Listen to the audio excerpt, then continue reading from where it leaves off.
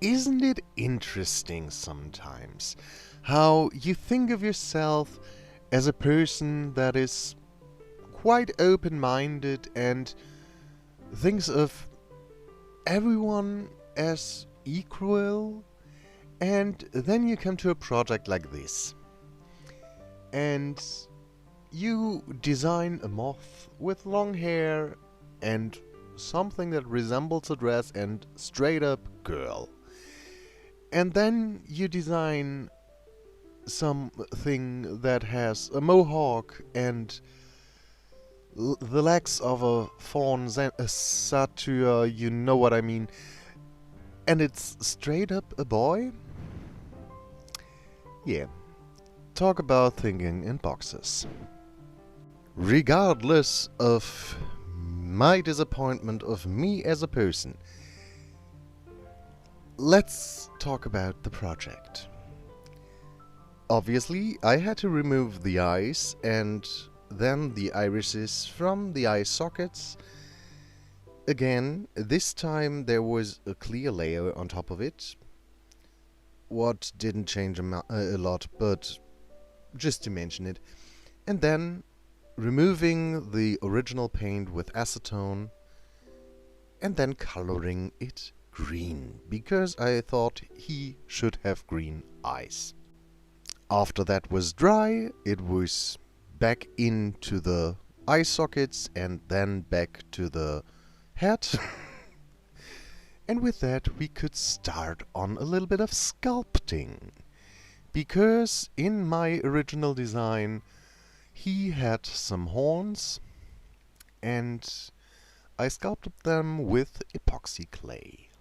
For those of you who never heard of epoxy clay, it's a two-part clay that you mix together and you can smooth out with water and it dries very hard, very durable, without any baking or something like that.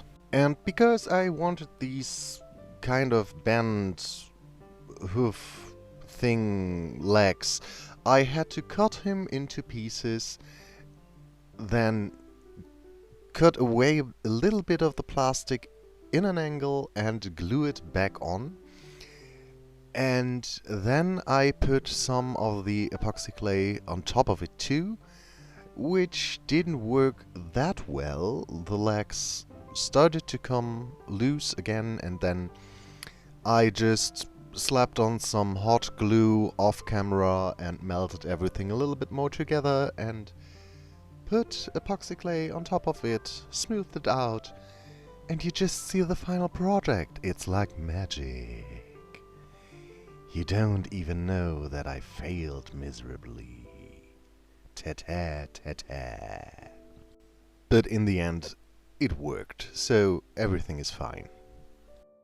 Then we could work on a little bit of repaint, and yeah, as in my design I had this deer thing in mind. Don't know why, the combination of a deer and a satyr, fawn, whatever, is...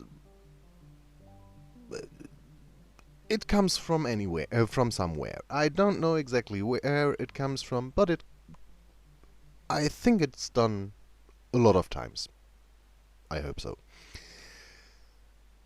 And if not, I'm fine with it too. So basically it was just putting on some soft pastels and then already working on some details. In the end, with some white acrylic paint, I made these little spots, these white ones that young deers tend to have. And yeah, while I was on it, I painted the horns and the hooves that I made off camera white. So all of it had a basic, and with that the face-up was already done. The face-up is quite fast for these little critters. Then it was time to torture the little critter because he needed a hole in his behind for the tail that I will make later. Then I glued in the lashes, glazed the eyes, and could go on with him. Because I decided to use self-made, handmade flocking powder for most of his body, I thought maybe it is better to give him a base color, and so I painted his lower half brown. Surprise, surprise. And after 2 coats of that, he looked quite ready for some flocking and for a tail. The tail basically is wire, and I wrapped yarn around it and then brushed out the yarn in sections, so that you have a fluffy, thick, cute tail. For the Wolpertinger that you will see next time, I straightened it. For this little critter, I left it fluffy.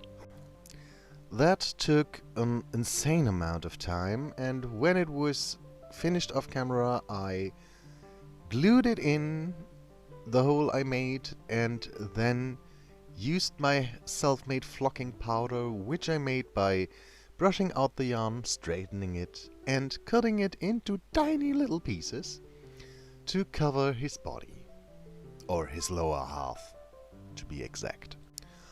After the first coat was dried, I put on another, and I think another. And yeah, with that, I was quite happy with him.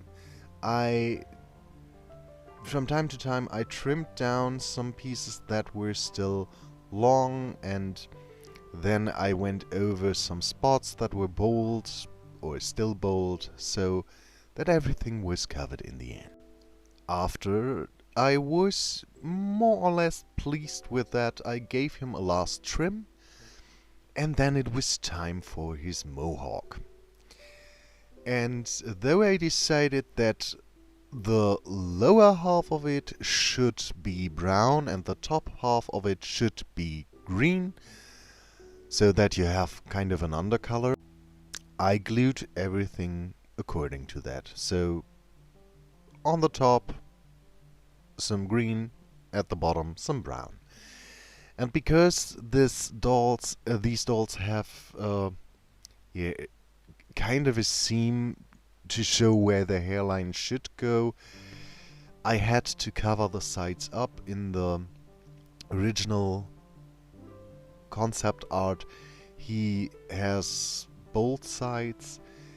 I had to put some of the flocking powder onto the sides to give him more of a shortcut side part to cover the seams up. That took two coats again, and then I just had to comb it back in the end, cut it a little bit, and he was done. Surprisingly, these little critters are quite easy projects and quite fast to make. I made all of them, all the 3 little ones, in 1 week. So, surprisingly easy. But I think they are quite cute, and I can't really decide which of them I like the most. So, now you have the second of the 3 woodland creatures done. I hope you enjoyed it, and we will see us for the Wolpertinger in the last video. Bye.